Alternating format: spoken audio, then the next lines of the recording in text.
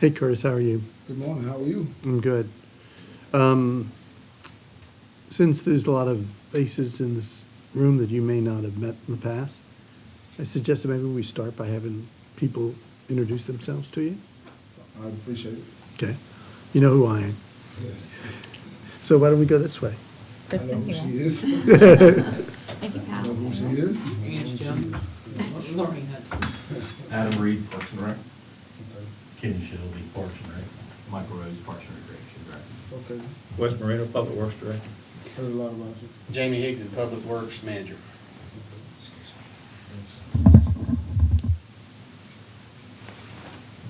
I know this, I know this. You know those people. This gentleman over here.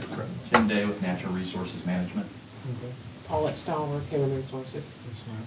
Bob Dye, Facilities Management. Pat Johnson, Waste Services, nice to meet you. Good to meet you, heard a lot about you. bro. How you doing? Well, feels like I'm testifying, no? Yeah, well, go ahead, testify. Yeah. It's what I always wanted to do. You want to do that? Wouldn't that be fun? You want to testify in front of Congress? Wouldn't that be fun? Don't you think so? Done that, that's not fun. Actually, I do, actually I do testify in front of the Florida legislature every year. I go and I have to talk for like an hour and a half and answer their questions. It's interesting. Well, you do it, Mike, right? You go to I've done county it. commission meetings, it's the Yes. same Yeah. thing. Well, I've done it in Tallahassee as well. Yeah, I haven't done it at the federal level, no, not in Washington. but it's all the same.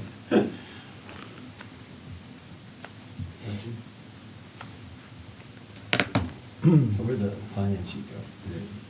Is it working its way around? I think it's, Okay. you signed When you it? get an opportunity. I'll make a copy. Appreciate that. And I'm assuming the administrator's not here due to the tragedy that happened. Exactly, yeah, unfortunately, she's been called away to that, so. But we're ready to proceed. Okay. In her I think absence. I've been caught up a little bit, so Okay. where you want to start off at? Do you want to give them Okay. The clerk's office was able to provide the dates of hire as you requested. Okay. Okay, thank you very much. Thank you. And the clerk's office was kind enough to provide what they, was a bit unclear exactly with your recent request via email this morning for the total dollar amount cost of the 3% across-the-board wage increase for the ATU bargaining unit. We assumed you meant this unit. Oh, And for that, the clerk's office was able to provide an estimated total for a year, the 3% increase for the current workers, not vacant positions as well, would be an estimated $214,000 a year. Okay. Does that satisfy your request? Yes, thank you. And how many workers was that? Or I of course do the not list- know. It's off this list then. We can count this and determine how many. That'll work. Thank you. Okay, good. What are these things? Revised, based on, Yeah. Well, we have two revised articles from what we provided yesterday as a result of a conversation we had yesterday. And we went through Articles 1 through 11 yesterday, skipping a couple that either were not given to us because Mike said that they were holding a few articles back until you got here, Curtis. We can talk about the remainder of the contract if you want. Or if you want to proceed by giving us some of the articles that you deferred yesterday until today, we're willing to proceed that way too, however you want to do it. I know you're caught up to speed, but we gave a whole contract. So we put every article on the table. So that's where we stand. Yeah, it's a little different to see every article on the table, but I understand your proposal. Yeah, yeah. I don't wish to move forward with what Mike said we give you at this point, Okay, because I really want to go through and look at your proposals okay, good. before I make any comments to, cross-reference what we're asking versus what you're asking. Good, we'd appreciate that. We tried to clean up the contract where it needed some housekeeping fixes. We haven't made, I think you'll find that we haven't made major changes to the contract. So, we have added some language, but I think most of the language that we've added are for the purpose of clarification. And I've read through some of it, but I just hadn't compared ours versus yours. I understand. Yeah, I know you were traveling and you really haven't had a lot of opportunity to do that since we only gave it to your team yesterday. Well, I was successful in mediation yesterday and did get a contract in North Carolina, so That's good, optimistic here. good. I'm optimistic here too. Do you want us to give you the two articles that we made changes to? Yes, please. Okay. The first one is going to be seniority.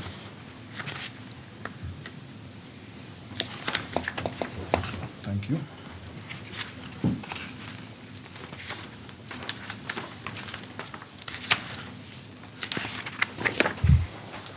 Thank you.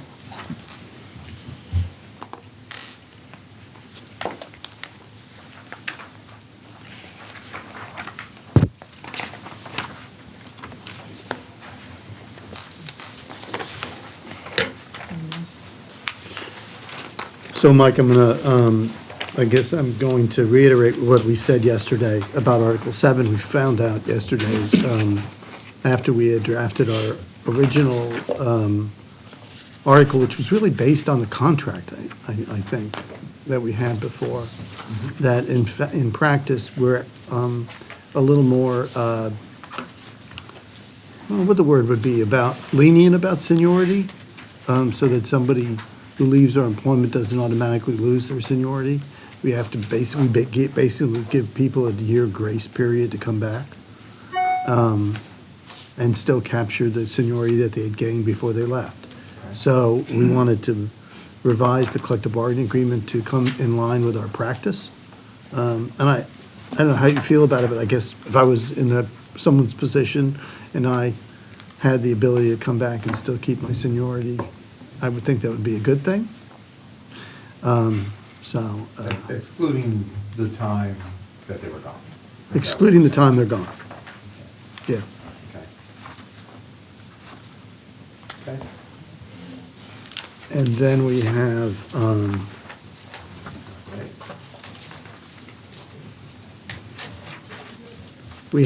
this is a change. That's the current practice with the clerk's office. Okay. Do they have that? Yes. Okay, the Yes. other thing that we're providing to you is a tweak on 803, on compensatory leave. And the language reads, all compensatory leave accrued as the first payday in September will be paid on the last payday in September of the fiscal year in which it is accumulated. And that, Lorraine, is the current practice, correct? Yes, it is. So we're not seeking a change of our current practice with either of these articles. We're simply capturing what we're doing now.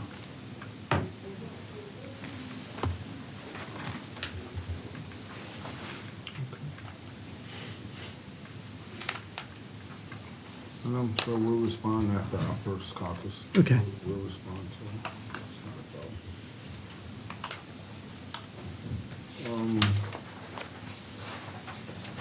I think what's kind of important is that we talk about the 3% that was out, the MOU that was out there. I know y'all had some discussion about it yesterday. That's correct. And moving forward, it's my understanding that the only thing that, well, not only, one of the concerns is what the county commissioner or the county administrator would do about the back pay or retro. So that's a concern. course, Mike already said that, you know, we would rather be a COLA versus an increase. He told me your position on allowing us, which didn't change from the last time we met, allowing us to have our right to continue to bargain over any 3%. Correct. And as I said to you before, I think I need to say it again. It's not warm and fuzzy that the decision is made prior to, and then we don't expect to change after that, because there wasn't any change on that side in our last bargaining session. So even though it was stated, it didn't happen. And we didn't even get a response. So, you know, that does play out in understanding how we move forward. So that is a concern of mine, because if nothing else, Mike, we should have had a response. To the day, we didn't even get a response on what we would discuss. Well, and I'm not sure exactly what you're talking about, but in these negotiations, if you give us a wage offer, I'll give you a response. Okay? It might not be to accept it, but I'll give you a response. Right. Well, I see Kristen not shaking her head, but last time we had dialogue, but we didn't get a response. Okay. So I'm not saying I'm bringing those negotiations here, but regardless to it, it's a relationship on how it's built, and we at least owe each other that. Mm-hmm. So if you're gonna give me a response and say no, then that's fine, because then we have Yeah, a way sure. we need to go. But the MOU, We have revised our MOU to reflect the discussions that we made yesterday. Do we have enough for everyone, Dee? I believe there are 10 there, so there was certainly enough for me.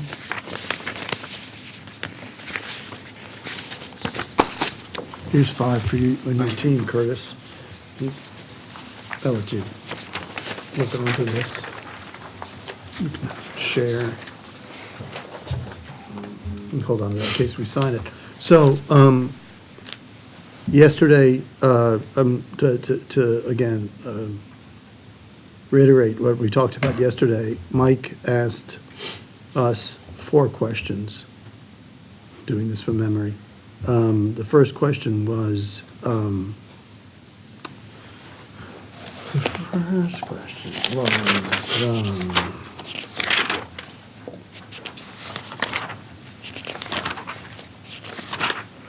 first question is, could you ratify it? Could you go through a ratification process?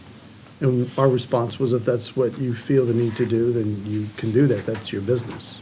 We're not telling you you cannot ratify an agreement. The second question he asked was, although I did point out that the other units did not go through ratification. now, it's my understanding that the law, PERC law, says that you have to vote on any changes of a labor agreement, and you even have to include non-dues paying members having the right to vote on that as well. There's a little. ATU has always voted on it. Well, if that's your practice, that's fine. That area of the law is not that clear as you articulated, Curtis. But that's okay, because we don't need to debate that, because we were saying if that's what you want to do, you can go ahead and do it. I'm just saying to you that as a factual matter, the other units did not. And you're familiar with Mark, and Mark has advised us it's in our best interest to do so, Okay, and that's. because of the PERC law. All right, and so we said we didn't have a problem with that. Okay. Mike asked if we were requiring a waiver of future bargaining over wages for the 2019-2020 year, and we said that we were not asking for a waiver. It's not in the agreement that we gave you. And if we were seeking a waiver, we would have put it in there. Mike asked, is the MOU across the board, or COLA, it's across the board increase? All eligible people will get the 3%. And then he raised the issue of the pay for the, I guess, one pay period that has occurred already.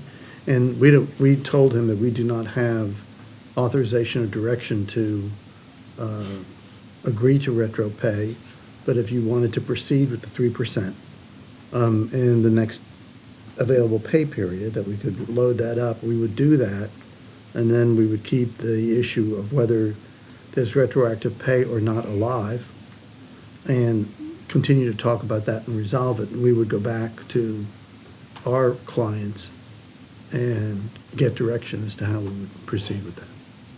So what did the Board of Commissioners vote on? If they voted for it across the board, then why would it be a question of retro? If they voted to give every county employee a 3%.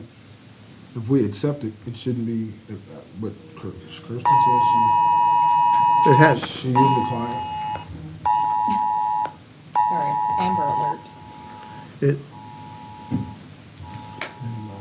we're not, the question is that, we have not had direction as to if a pay period passes, like it has, without the 3%, do we go back and cut a retroactive check, and how much in that amount? We don't do not have direction on that question. Well, if my memory serves me correct, Mhm. it happened last year. And both, I was the signature for the county workers, and Mr. Lowry was for the transit workers. We didn't hand it back in, and we didn't have a problem with the dates on it, and everybody got paid correctly. So why would this be any different? Why would it need approval? Why would it need that if they voted for it? We didn't sign the agreements on October 1st. I know I didn't, as soon as they did. Even though I dealt with Eric, who's not here now, but I also dealt with Jack and Amy, and they represented, and they was full. Why is it any different? That's what, I don't understand. The same vote, the same everything, and now we're talking about retro? I don't know. I don't know if it's the same vote and everything as you characterize it. This issue of retroactivity came up yesterday, came to this team for the first time. We need to get direction on it. That's all we're saying. So can I jump in? I understand, yeah, I understand, but I'm just saying to you, if everything is the same, why are we doing anything different? So, There could have been authorization last year. well, how soon will we know? Because now it's holding up our decision to sign something. If we don't have clarity, if the people at the table can't give us and make a decision, then it may go 2, 3, 4, 5 more weeks, but it ain't on us because we can't make a decision. Well, I think that, if you can't make a decision without knowing that up front, then I think that's on you. I mean, I'm giving you a path forward with one issue remaining. You could sweep the 3% off the table and have it put in the checks right away. No, we didn't do it that way, that's what I'm trying to tell Well, you. Last year, we took it to the membership, If- they voted, we signed it, we handed it back to the county, had no problems, they got paid from October 1. If you want to hold, Had it signed prior to the payroll. Oh, okay. That's what it was. No, I didn't sign it prior to. It was, the ECAT employees got it late. Yeah, no, that's We were not, retroactive. We can't speak to last year.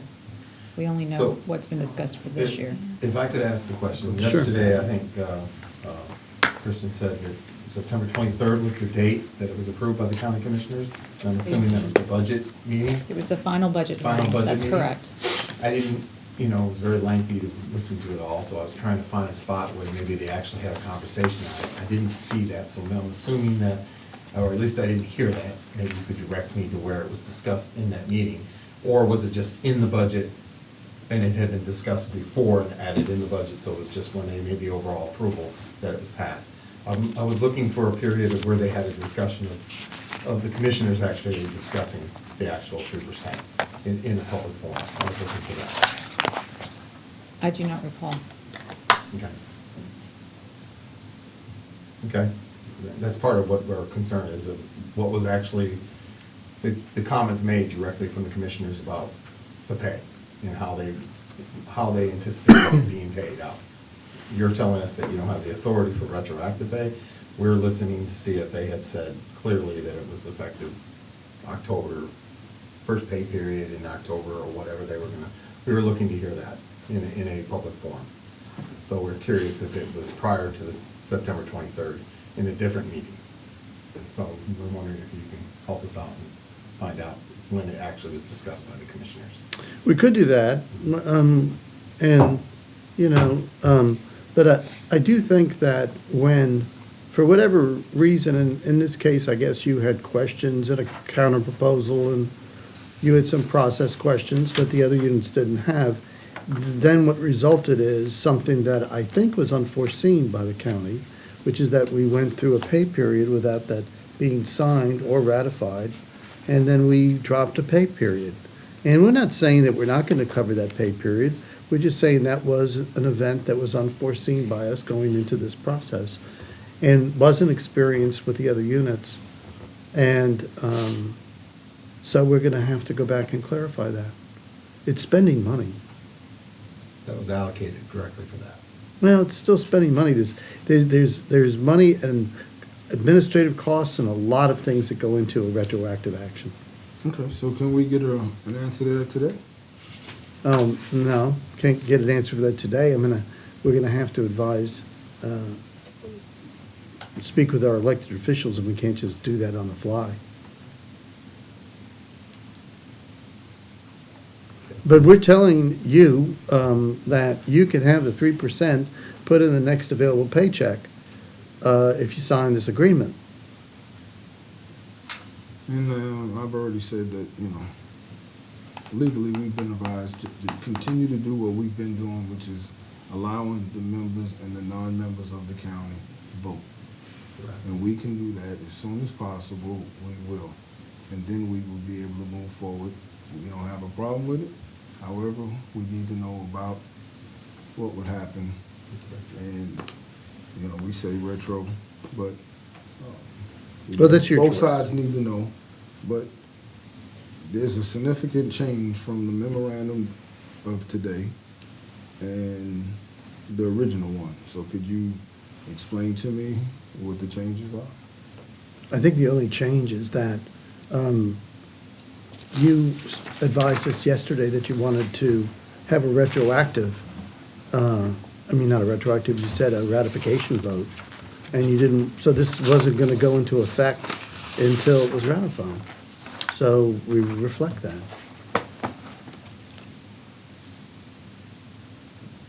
We'll discuss it in the conference. Yeah, I'm just looking at them. It's like a whole paragraph was lifted off of it. So, I mean, No, actually, one sentence was changed to it.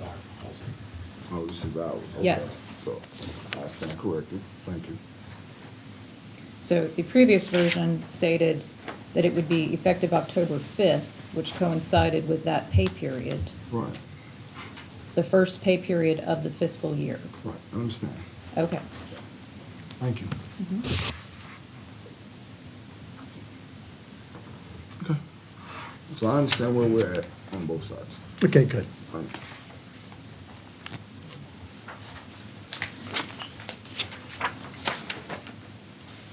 All right, well, I'll let you lead us in the next area that we need to go in until our first caucus, which I'll definitely come back after the caucus and move us, so. Can I make a suggestion? Yeah, you Which want is, I caucus think, now? we could, but maybe we make the caucus more, more successful coming back with more information is if we have more of a discussion about one of the articles that's pretty intense is in there, which is the grievance procedure, and maybe we could have a back and forth regarding their proposal and our proposal and what their thoughts are, because that's going to be something that I think ultimately we get to come to an agreement on. It's fine with, So if it's okay with everyone else.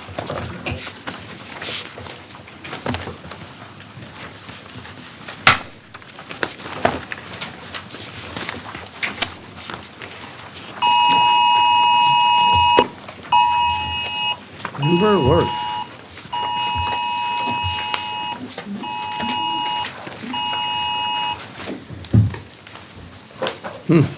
So as I mentioned before, the changes that we made in our proposal were really just housekeeping cleanup, and also to create some consistency with the other labor agreements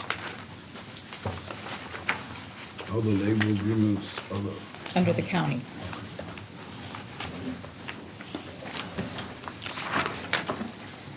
The only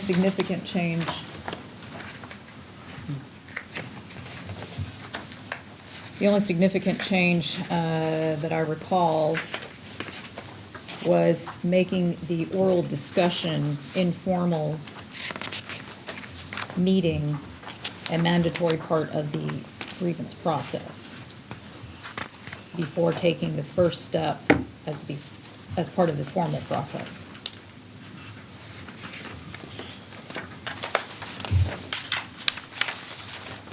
The clerk's office has confirmed that the increase for this unit went into effect on October 6th, the same date as every other county employee last year.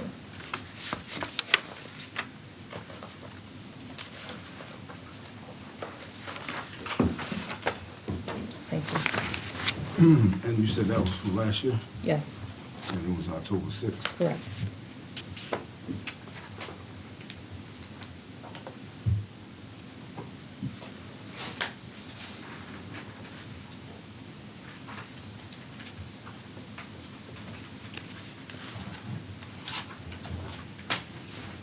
Should I print that out as well? 'Cause I did have it. Yeah, whatever. Speaks for itself.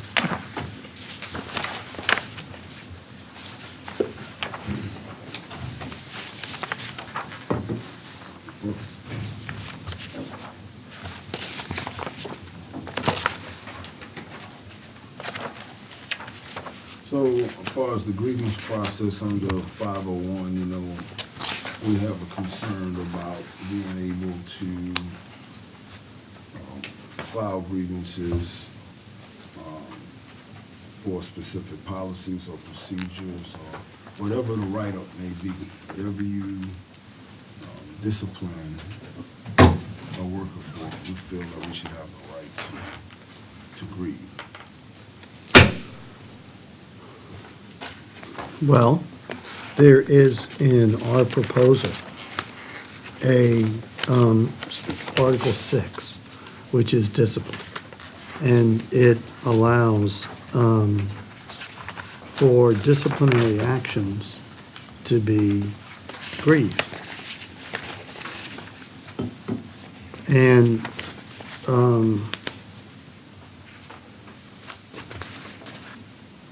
so I think that's already in the contract. Help us out, show us where that Yeah. is. I haven't read it that way, but okay, if you can help us, I would be helpful.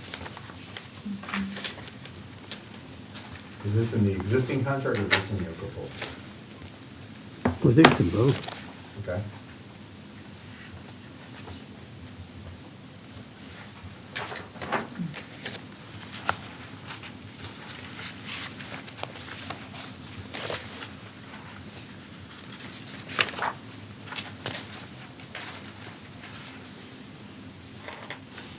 Excuse me.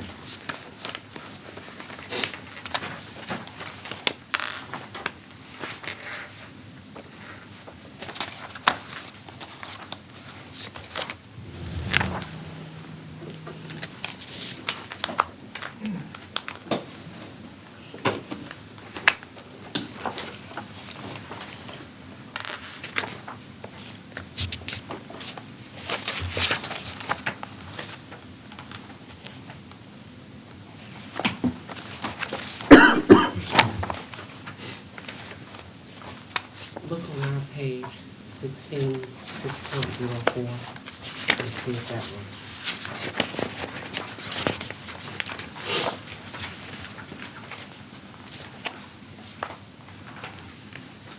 Yeah, there it is. Thank you. Paul.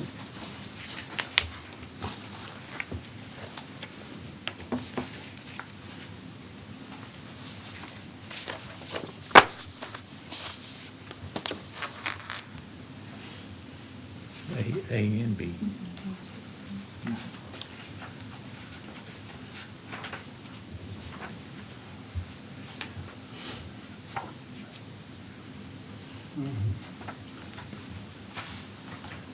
Book copies on it, I don't necessarily know if I agree with would be.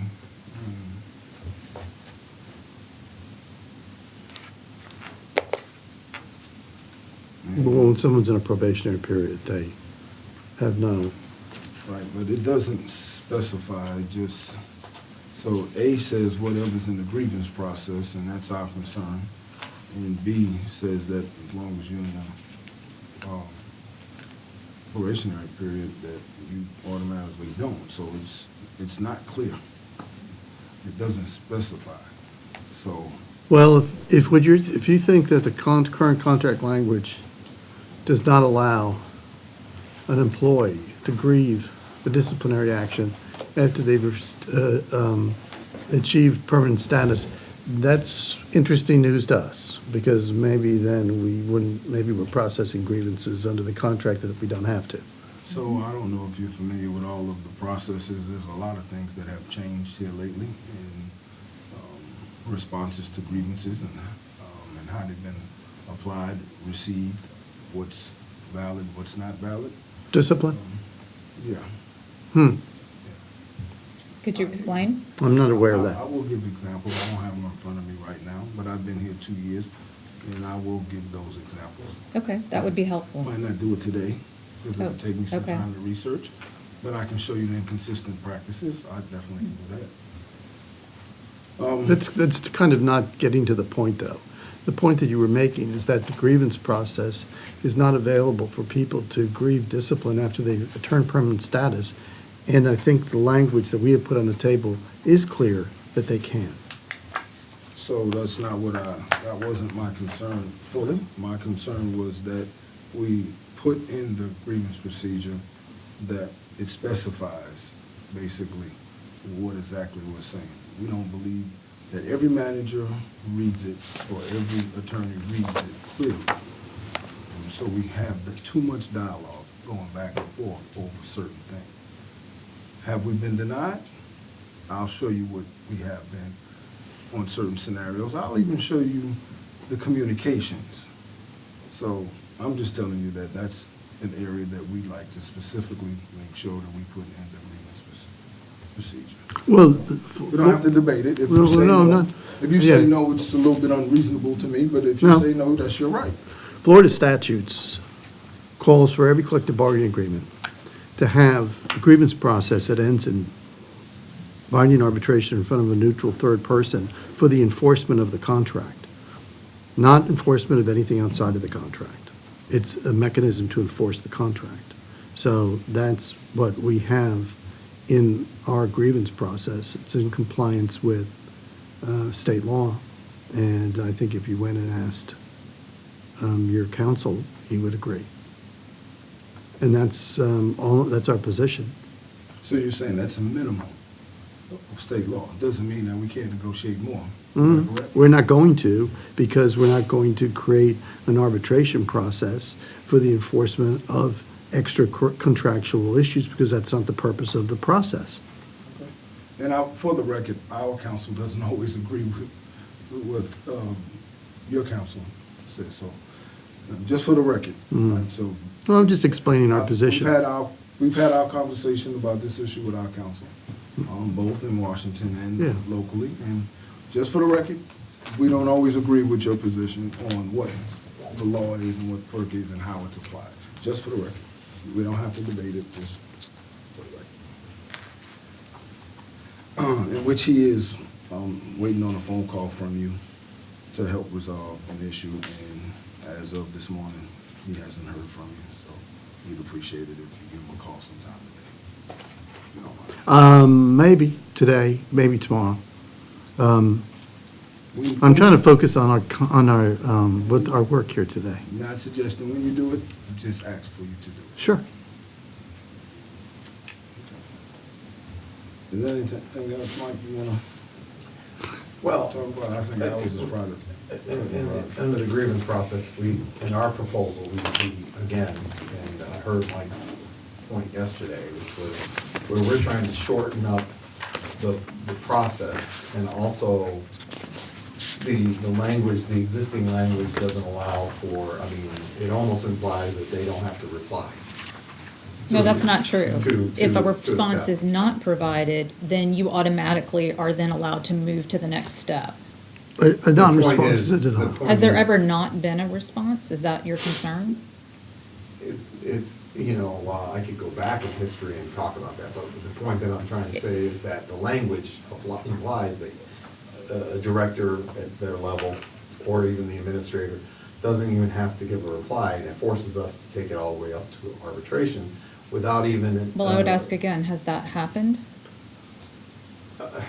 So, if it hasn't happened, then why wouldn't you agree to put it in the contract? I don't the believe way that's it's the being- intent. Because of what being practiced? Because what I said yesterday, I mean, we can't allow for something that falls through the cracks, or or a delay, or some kind of circumstances that does not allow a manager whose job is to respond to, whose job as a response to grievance is not their first and foremost obligation, to then trigger whatever requested remedy. If I had a contract that had that kind of language in it, I would file multiple grievances, hopeful that somebody would fall through the crack, and then I'd make $1 million that I don't deserve.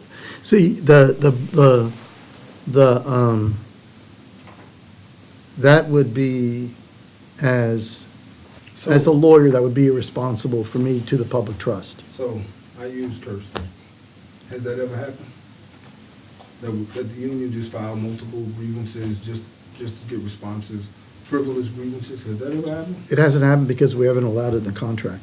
You don't control how many grievances we file.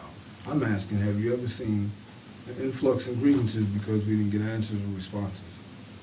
Because you don't have that language in the contract now. It's not my question. It's my answer to your question. I think that if you did have that language in the contract, we would open the door to that. Yes, it would open the county to a liability that, as a lawyer, I would think would be exposing the public trust in a way that would be irresponsible. So is it? We're not gonna do it. Is it irresponsible to have managers that don't have accountability, but there's accountability on the worker side, that if they don't do something, that you have in a policy or rule, that they're held accountable? I'm not aware of any manager that has not done the right thing, but I think at times people can make a mistake, yeah. Like you said, you file the grievances, we don't. Okay, but when the workers make a mistake, is it overlooked? Or are they I don't even know what that question means. Are they disciplined for their mistakes? People who engage in misconduct under the collective bargaining agreement are disciplined, right? You know that, but what's that point? Just about accountability, and, managers are. You don't lose. County workers as well. We don't respond, you don't get to lose the right to grieve. You get to move it along. You get to move it to arbitration if you want to, if we don't respond. I don't Which is see a how cost- anybody is, which is a cost I to don't the see workers. anybody is harmed. It's a cost to the workers. It is a harm, because it's a cost to the workers because somebody wasn't accountable at their level. Okay. To do something that's in the collective Okay. bargaining agreement. Curtis, we would like to know then, since you're asking us for information, the cost to the workers of your bargaining unit that you have incurred in the past 12 months as a result of a manager or managers not responding to a grievance. I'll be more than glad to give, if you put that in writing, I'll be more than glad to Good. give you Good. whatever comes up. Good. I don't have a problem with Good, I know the answer to that, you do too. that. You might be surprised sometimes, but okay. I don't mind. You've always given me information that we request. If you request something, I feel I more will. than obligated to. I will do what I that. have. It's not a problem. Yeah. That way we can get past this non-issue. So there's other areas of our proposal you haven't responded to on that grievance that I'm curious about, which is, let me see here. Let me look here for 1 second.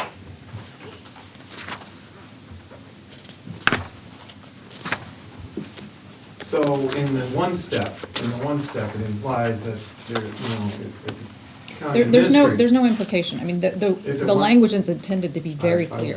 I'm just trying to be respectful here. I'm sorry. That's okay. I was going to tell you that in the one step with the county administrator, it almost implies that, the language that's in there implies that, I'm sorry, step she doesn't one. have to hold a meeting. It says it may. Step May. two? Step two, it may. That's correct. And that is because, as you know, sometimes it is impossible to get a meeting scheduled within those time constraints. And it has always been discretionary. But it also, it says. It's not It's required. either the administrator or the designee representative, so. And it's always been the case that the county administrator prefers to handle those hearings. And I don't believe that I can't recall when he or she has denied a request for a meeting. So again, if that's, and I won't deny since she's been in place, that she has not held a meeting. We've only had a few grievances, but I will say that if that's the intent, then why can't we change it to the word will instead of may? Because Because that still leaves the we door do open. not intend for it to be mandatory. So you're denying the grievant the ability to take their grievance forward after it's been denied at the first level to the second No. level to someone to hear it? And to hear their evidence of what you're saying no. For the No. record, she's shaking her head no, so if we're being recorded. No, I don't I'll make believe sure. that's the intent. Okay. So, okay. So you're saying that the worker who has a grievance, who wants to move it up the ladder to the administrator and feels that it's been denied at the level of the director, or at that level is not afforded the potentially is not afforded the opportunity to have that heard, and will be forced to push it to arbitration. No, I believe what it says is that it's at the county administrator's discretion as to whether to hold a meeting. Now, whether or not the grievant wishes to express their position one way or the other is still possible, but as it's stated, it's at the county administrator's discretion as to whether to hold a meeting. Well, from our side, I think that's not,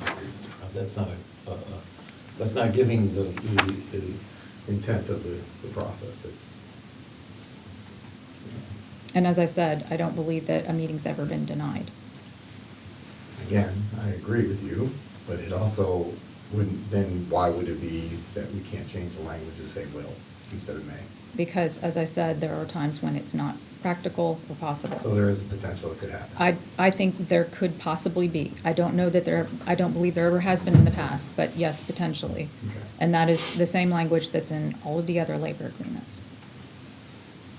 In our current agreement. And the current agreement. So you keep saying that, so whatever the other unions choose or choose not to do, you believe it's applicable to us doing it? No, but as I said, we're trying to create some consistency.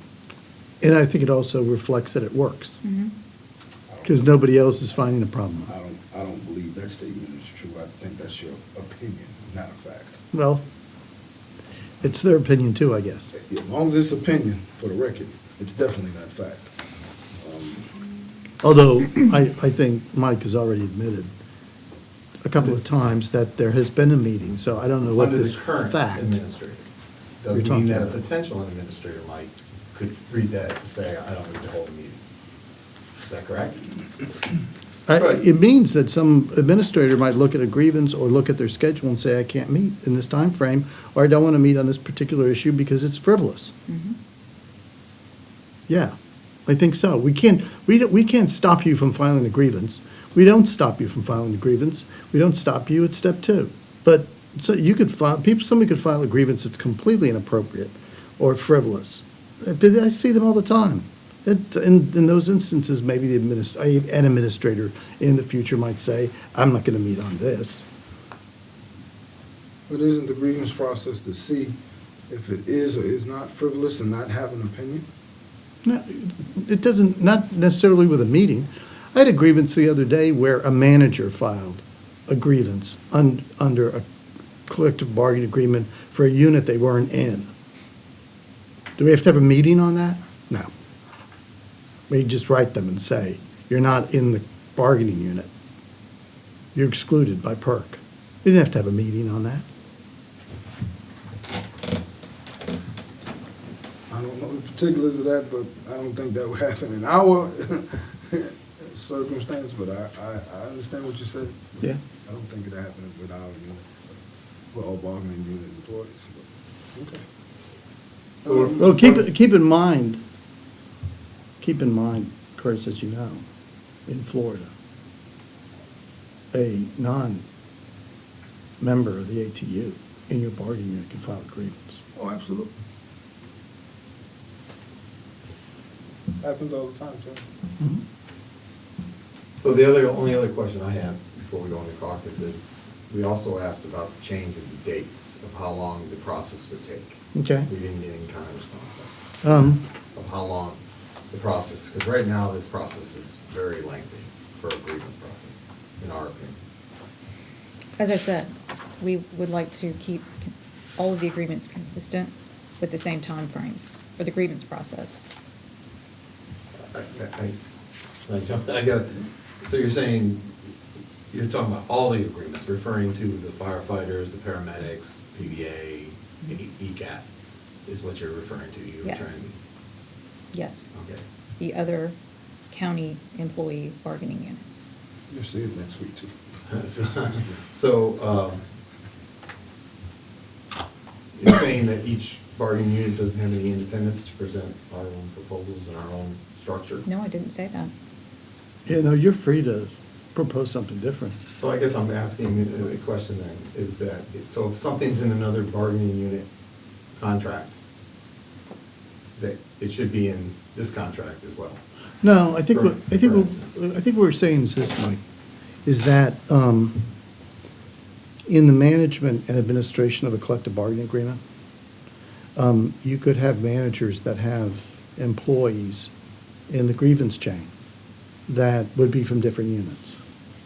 And when we build out grievance processes that vary from employee to employee, it can cause a misadministration. It could cause somebody to, like, say, miss a deadline and not get a reply on time because they have 15 days in one, but they only have 5 in this one, and that becomes very difficult for us to manage. It's just a consistency in grievance processes across the board tends to be good management for everyone involved, because people aren't pulling out different contracts and trying to figure out different processes. And that raises a question for me. Sure. Are we talking about at a top administrator's level, or are we talking about the managers that manage our collective bargaining agreement with our workers versus police and fire, who those are not the same managers? Our Human Resources Department is interacting with every one of those employees. As is the That's county why I said- administrator. That's why I said, at what level were you referring to? That was my question. Yeah. Are but- you talking about the level with maybe HR and up, not HR and below, correct? Well, I just gave you an example. There could be managers in our system that supervise more than one bargaining unit employee. Okay, because I'm not familiar, so I don't know. Do we have that? Yeah, I think we have, like in some of our systems, we might have some unit employees. Can you give us what managers or what titles would have our bargaining unit in another bargaining unit, so we'll know, just for our own personal reference? Sure, but it wouldn't, even if I gave you that information, we still have countywide management, like at Human Resources, like at the county administrator's office, No, I like understand. at the county attorney's office, I that is understand. going to be responsive I understand in the they're system above. for everybody. I Yeah. understand the ones that are We above. we would still want consistency because of that level of management. Understand. Understand that. Yeah. You know,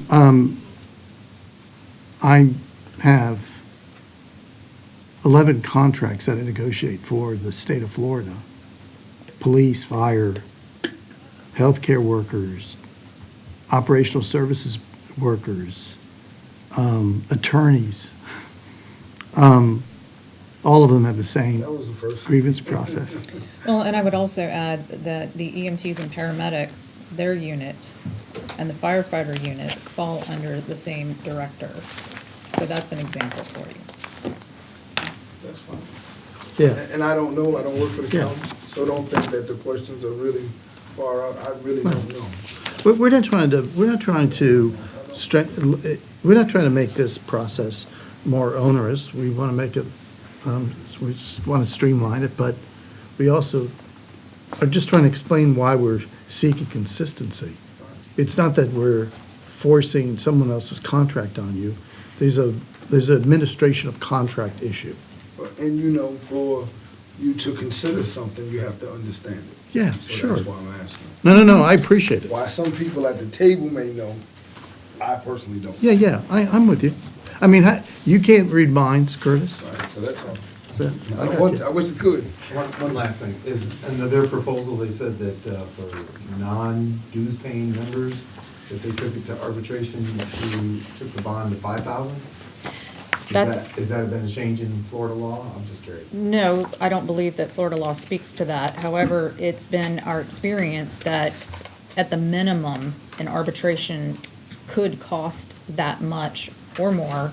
And the purpose of that provision is to cover the county in the event that because this member, this individual, would not have the backing of the union, to ensure that there is adequate money in reserve in the event that they lose and they owe the cost of the arbitration. Okay, just, that was clear. The cost has increased significantly. All right.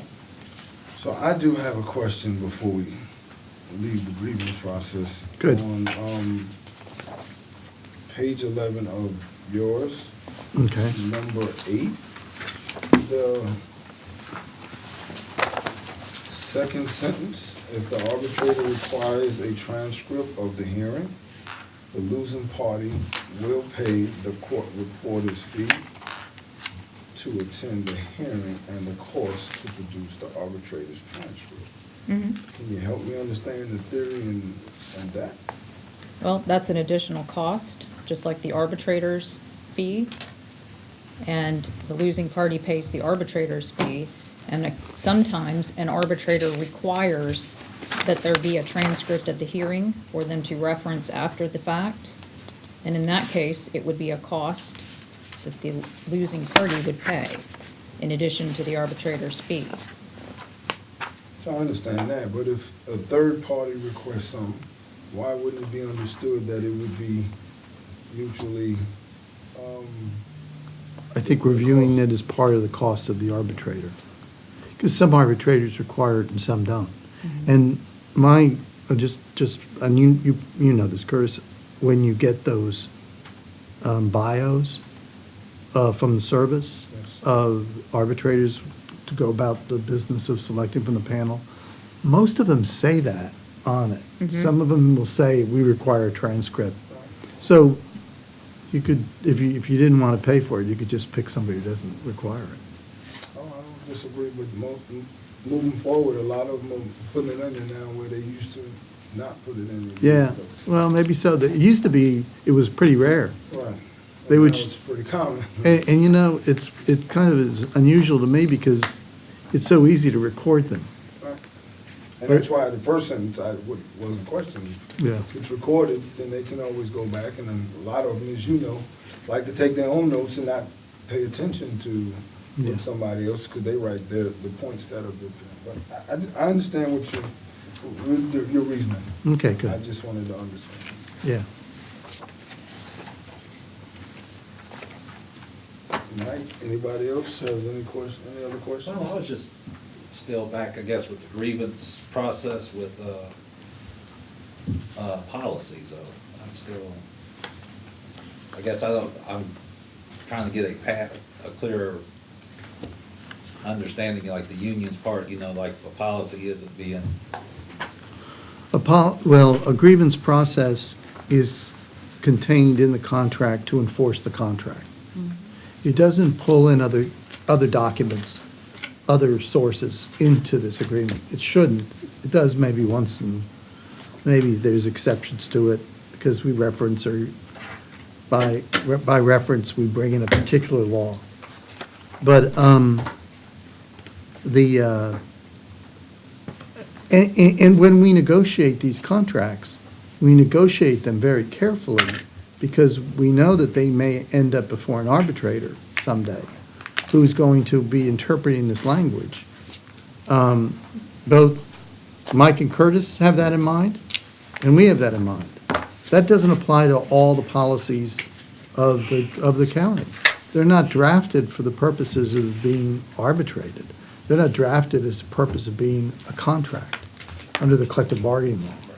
So they have other means of enforcement than this. Okay, I'm just unfamiliar with the means, I guess. Yeah, you know, yeah.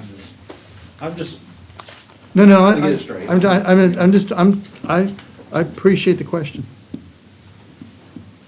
I mean, it's a collective bargaining thing. I got you. Any other questions? Mike, we'd like to go and have some discussion on these and Sure. hopefully come back with some movement on something. Okay, Okay, yeah. thank you. Before we walk out, just want to say, Article 1, I think we actually agreed to. I think we did. So if someone would, could draft it and put signatures at the bottom, I think that by adding the AFL-CIO, we would probably be done with that. We could actually say we have a TA. Mike, you know, I like to make sure we have everything in writing, I know you do too. Yeah.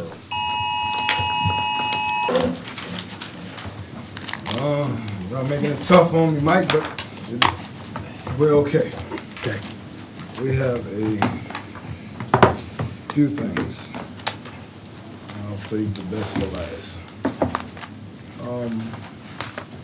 On Article number 1, you've agreed to the AFL-CIO. We'd like to go ahead and TA that.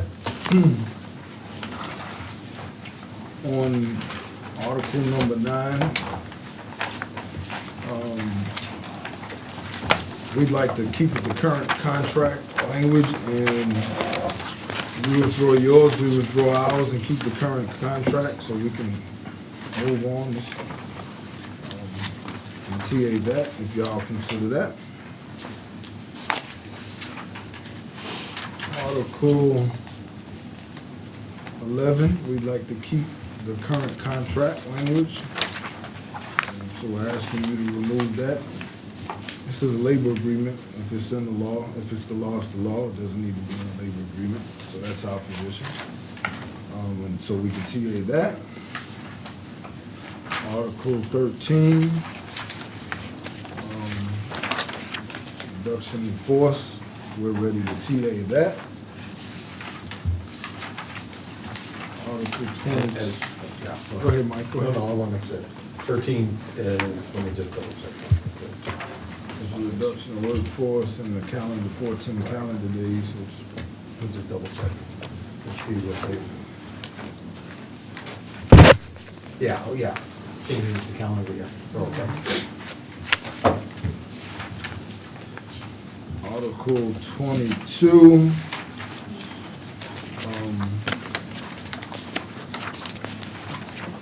After a lot of debate, we'll TA that one as well. Spent a lot of time on that one. I think it just had a typo. I know, I'm just messing with y'all, just trying to throw some jokes out there. Everybody's tense. I'm not tense. Yeah, but you were writing. So, those are the things that we think we should be able to TA and have some movement and not waste our time and be productive. I'm sure there's more that we would look at, but we just, these are the things we discussed. So, Article 19, Article 5. Oh, no, you're right, excuse me. Article 5 will send you something to consider. The internet is terrible in this building, and we don't have a place to print, so Yeah. we need to talk about where we can move to where both parties can have a better, in this room, if anybody ever decided that they wanted to come in, the members or anybody in the county wanted to come in, this wouldn't accommodate, I don't think. We'll work on that. You know, to tell you the truth, we were hopeful that we were going to have a much larger room across the hall, both yesterday and today. But there was a board that was scheduled to have a public hearing in there, both yesterday and today, and so we were unable to secure it. But Mike did. But we also go ahead. No, go ahead, I'm sorry. I was gonna say, we also understand, I mean, we have the same circumstances that we need to rectify, is that you need to be able to print here while so you can bring things in and change things, and we need to be able to do the same thing. Well, the internet is bad for us too. Yeah. So we're gonna have to send you, You have to use a hotspot, so. yeah. Okay, well, And we'll, that goes in and out on us. So- yeah, we'll work on that. So that's our concern, but we'll email you, Kirsten, a copy of our proposal for Article 5. We adjusted it, Okay, and so you guys can consider that as well. Article 19, we'd like to have some discussion on, okay. and ask you to consider some things.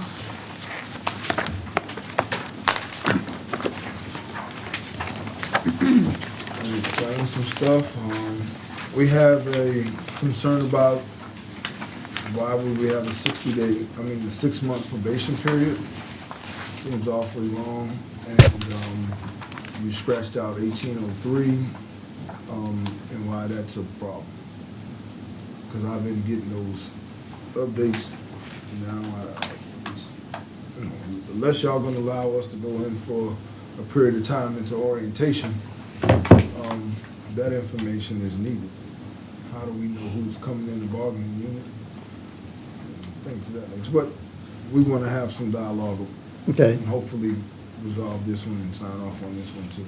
Okay, well, my understanding is that the probationary period is currently 180 days, and that we think that's a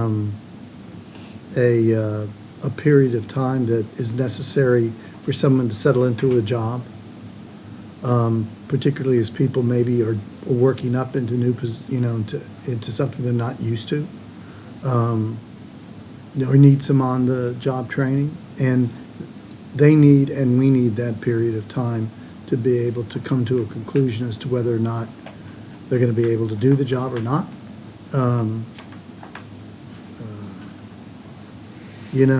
Maybe somebody, I think it's good for everybody involved, because if you have a new employee,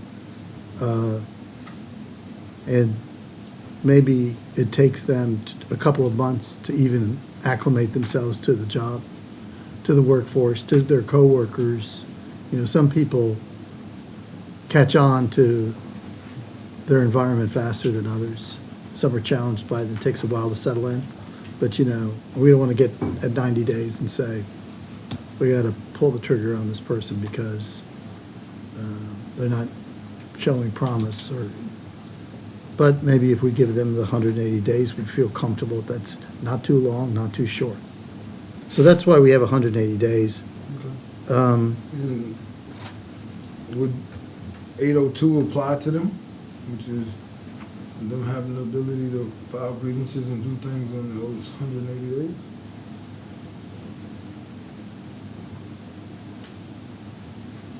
Well, when they are in that probationary period, they're at will, by definition. So we can release them during that period of time because they're probationary. But outside of the separation aspect, all the other contractual rights would flow to them, and they would be able to use the grievance and arbitration process. So the only thing that is still an issue on a probationary at-will employee is that if we come to the conclusion during that period that they're not working out, we part ways. And, go ahead, Bob. You want to say? Well, I'm just thinking out. Okay, so just discussion here. If it's 180 days, if it were 90 and you had the ability to extend it out based on the performance during those first 90, but you still, because you're concerned there's problems or you need more time, if that language was created, Would that be something you entertain? I don't know. I don't know the experience of all of the people in this room with probationary employees and whether they think that's something that works or if they really feel they need in every case, in almost every case, 180 days, and they don't want to go through the process of extending. I'd have to take that up with them. Yeah, I mean, I'm not trying to target any specific classification, but if I were, let me think in unit, if I was a custodial worker, I would think within 90 days you could tell if I could do the job or not.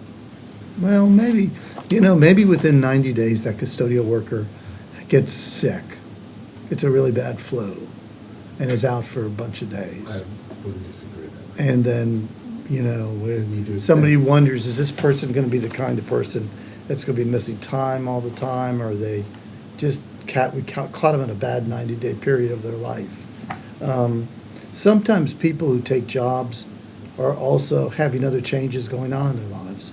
So they take a new job, they could be a custodian, but it means they're moving from another area, or they're relocating a family, or there's other changes in parental care, because their schedule's different than what they were used to. And those things have impacts on their lives that manifests itself in the workplace. Maybe it takes them 90 days to settle in, or to make those adjustments. So I'm not disagreeing with you on that. I understand that after 90 days, you might say, well, this person missed 14 days in those 90 days, so we're gonna have to extend it out another 30 or another 60. Or we're not going to keep them. Or you might choose not to keep them, but what I'm suggesting is that if it's 90, with the ability to extend it out, you might have an employee within the first 90, you say, this person's looking good for us.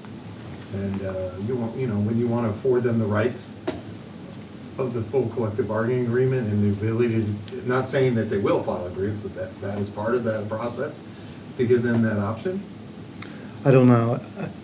I like I said, I understand what you're suggesting, and I would have to have a conversation with my management team about that.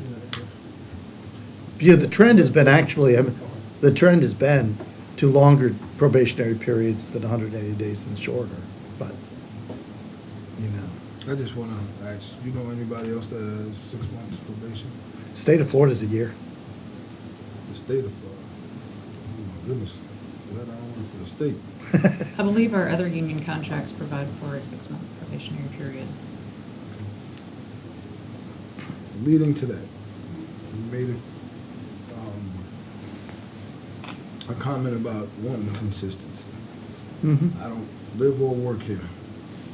Can you provide us a copy of the contract and whatever TAs, or not TAs, proposals, and TAs that you have with the other units up until this point in time? Yeah, sure. We can either give you, all that's a public record, so we can give you what we've received, what's on the table if it's on the table, what's T8 if it's T8, or we can give you the contract. Whatever one of those three things are For me, currently. I need them all to understand. Okay. Because there's a few things that I question. Mike doesn't know their unit just became county employees. Right. So I don't have the history of any of it. Yeah, and what we're saying is not that, let's start with the grievance process and give you the grievance process. And we can also give probationary period too, because those are two things we talked about. We're not saying that every contract has to be word for word.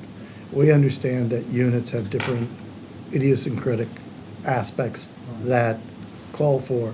But in areas where there's contract administration, like a grievance, we try to be consistent because we're trying to eliminate confusion and allow for everyone to understand the contract. I mean, I would even think, I'm not telling you your job, but I would think that it would make sense for you to have consistency between your two units in something like grievance. So you're not saying, oh, this step 2 is 7 days, but this step 2 is 12 days, and having to go back and forth like that.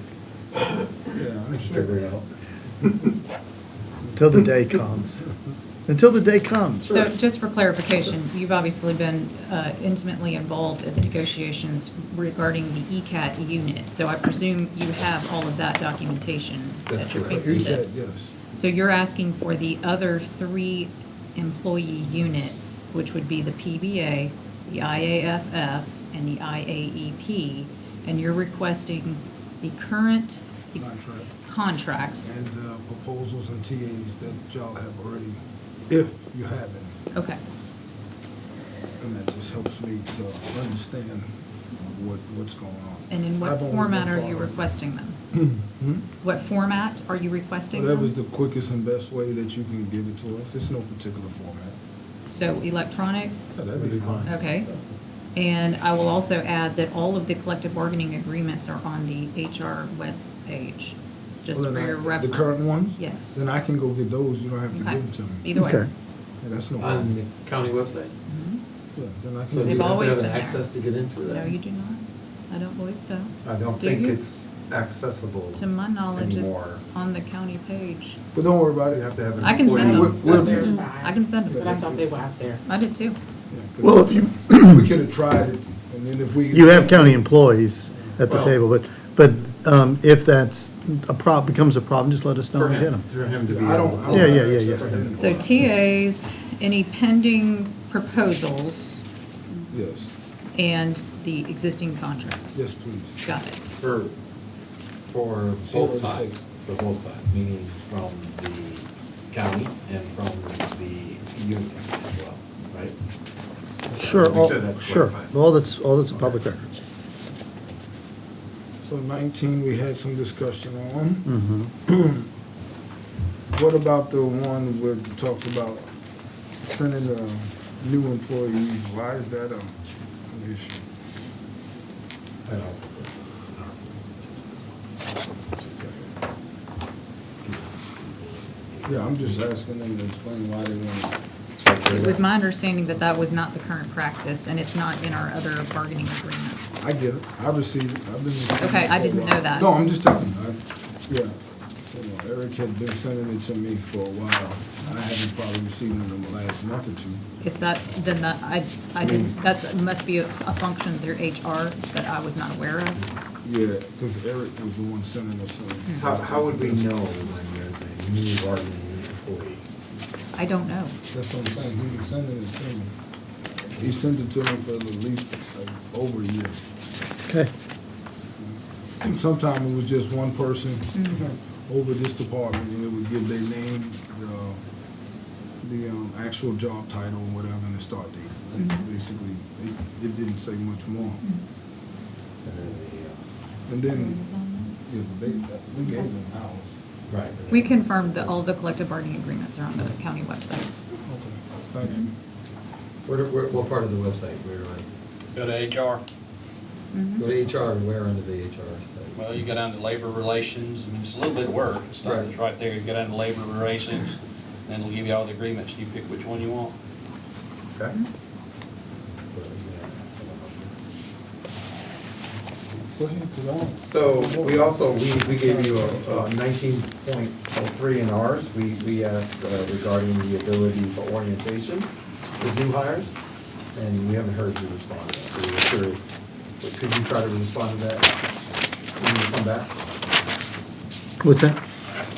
Under 19.03, Yeah. under our proposal, we're asking for you to look at that as well, under our proposal. Okay. Okay?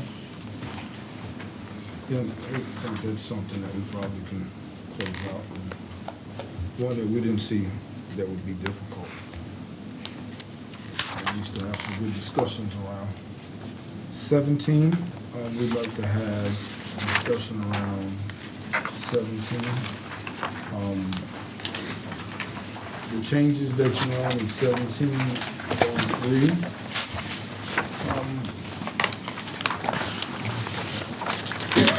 It's probably a little concerning to us, so we just want to try to understand. I'm sorry, you said, 1703, okay. which is page 27 of yours. I was simply trying to clarify the language to reference the correct county policy, because it just generically said BCC policy, but there is an actual policy. And that's the correct one, isn't it? Yes. From the HR policy manual. Okay. It's called the So- flexible work scheduling policy. So why would you want to change the shall to may?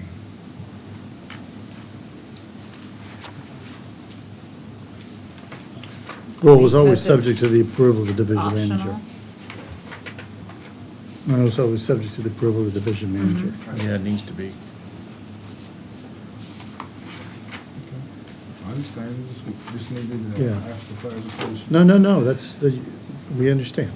So we also have some concerns that we'd like for you to consider.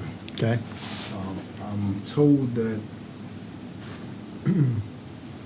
if I want to get my pay stub in the workplace,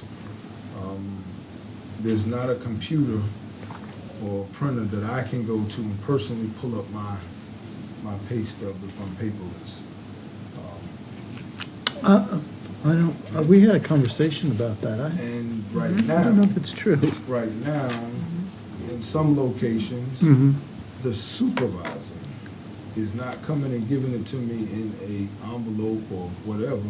They're printing it out and handing it to me with my full printout, just like this. It would be off the printer, and here's that. Looking at all my information. That's a concern for us that frontline, if it's not somebody working in HR, frontline management should not be able to look at people's personal pay stubs. They should be able to enter time. They shouldn't be able to see what's coming in and out, or how much it is, or all of the other details that are on somebody's paycheck. So we'd like for you to find out what's going on with that and change that practice. Well, I don't know what's happening. I don't know if that is happening, in fact. Well, I'll look into I'm it. telling you, it is happening. I'm just trying to ask you to look into it and get it corrected, if you don't mind. I wouldn't say something to you, Mike, if somebody hadn't told me that my supervisor walks up to me and hands me Okay. my pay stub. I just wouldn't do it. Okay. Curtis, Yes, ma'am. clarify that. It is true that you have to be on the intranet to get the pay stub, but for anybody to have access to your pay stub, they have to have your employee number and your password. So somehow that employee is giving that password to them, to the supervisor, because each one of them have their own employee ID number and they have their own password. Okay, well, I will check with. Yeah, maybe, Individual. And maybe. there are they will. kiosks that people can go to. I know there's one in payroll, I think there's one in HR, and there's some out in the divisions that they can go to. But yet, if they gave out their password, then that's the way that person who's Okay, paying. well, I'll look into the password issue. Just question, do you have a printout of where the kiosks are so people would know? Or is it something that y'all ever considered? Probably have to consider, but we probably put a list together for you. We don't have a list of, No, we don't have a list, but we can. We can identify, we can take a stab at identifying where they are. Just- Sure. Yeah, that's not something to sit here and go over, but I'll look into that, so thank you. Yeah, 'cause that's very important to us that nobody goes out there. Right. We appreciate that. So that was 17. And the last thing that we have is, we did look up what we did in 17 and 18 with the MOU, with the 3%. And what we found out is that every county employee under our bargaining unit, 1771 at the time, received it on the day of what was, and it's even in this one. So if it was this year, they would have received it on October the 5th. Everybody received it, like she said, in 17 and 18. We did go back and have a membership ratification and signed off on it later on, and it wasn't a problem. So that's what we were expecting to happen this time. So, Well, another hiccup with that is, we received a counteroffer this time. And then, Jay, go ahead and say, in 18, when was it finally signed off on for the county by Matt Coughlin? and we did, October 24th. That's fine, we didn't get paid until the first payday in November. those out, or your October 5th or whatever date it was, those 14 days didn't get paid to the first payday in November, so we had time to do that back then. So we made the first paycheck Yeah. last year. And the clerk's office will not apply it without a signed agreement from each bargaining unit. Okay, well, I'm just telling you what happened Yeah. and what the expectation is. Yeah. This year, we would have thought this year would be no different. And we did make some changes in the past. It might have been within that time frame, so I don't want to say something that is incorrect, because if it didn't get paid out to the first, then it might have got worked out prior to then. Yeah. But, yeah, but we communicated with Eric and Jack, I remember, and it happened, so we do have some concerns about it not happening here. But you said you received the counter proposal, Yeah. Yeah. and the response was? I didn't see the The response was, we'll wait to this bargaining session. Oh, okay. All right. So I'm clear then for those discussions. Okay. But we would like to make sure that it happens. We just want to, we don't want to hold it up, but we want to be clear, and if there's a count on the table, and that's fine. Because you know how, we do believe we should bargain over it, but if you said the same thing you told us before, that it's still open. So we made another counter today. So, I did. yeah, I got you. So I just wanted to bring that up. Thank you. we counted your counter.